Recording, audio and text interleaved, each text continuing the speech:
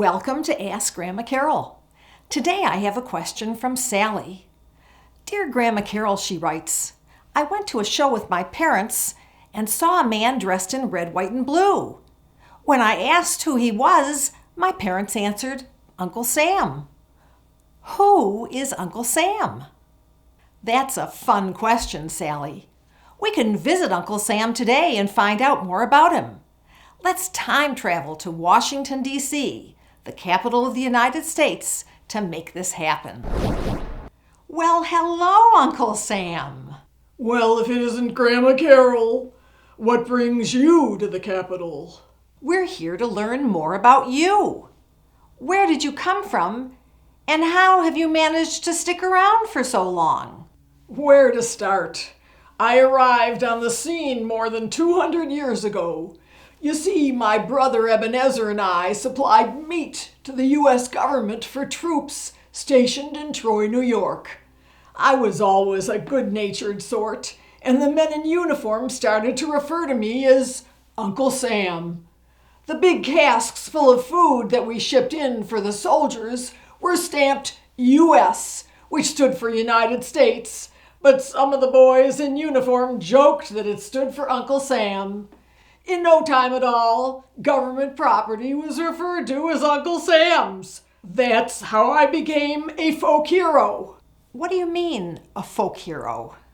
Grandma Carol, I started out simply as a nice guy doing business in the area. Then I became a national hero of sorts. People would smile or laugh when my name was mentioned. I was immediately associated with the country in patriotic deeds.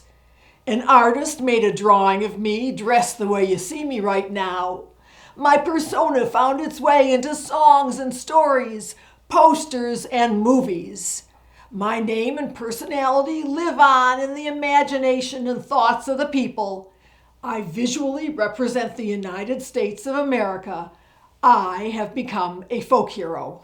So you're not the real Uncle Sam?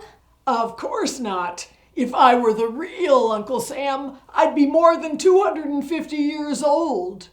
You don't have to come to Washington, D.C. to see Uncle Sam. He appears at parades. On July 4th?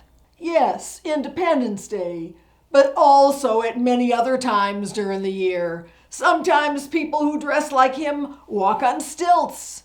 Other times, such as Halloween, you might see a number of people dressed like good old Uncle Sam. Do you know of any other patriotic folk heroes? Why, sure. There was Paul Revere, whose midnight ride warned colonists about a British attack.